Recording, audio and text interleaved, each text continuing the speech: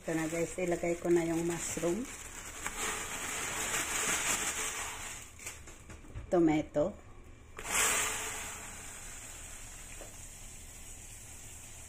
and then onions.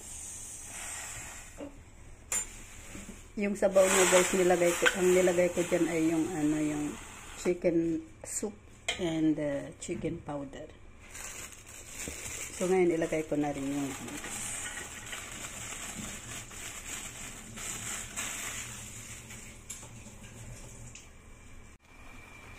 ito na guys, nilagay ko na yung fish salmon.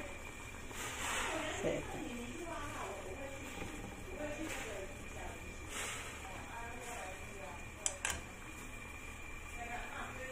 ito na guys, luto na yung salmon. So dito ko yan ilalagay sa plato na ito. Ayan.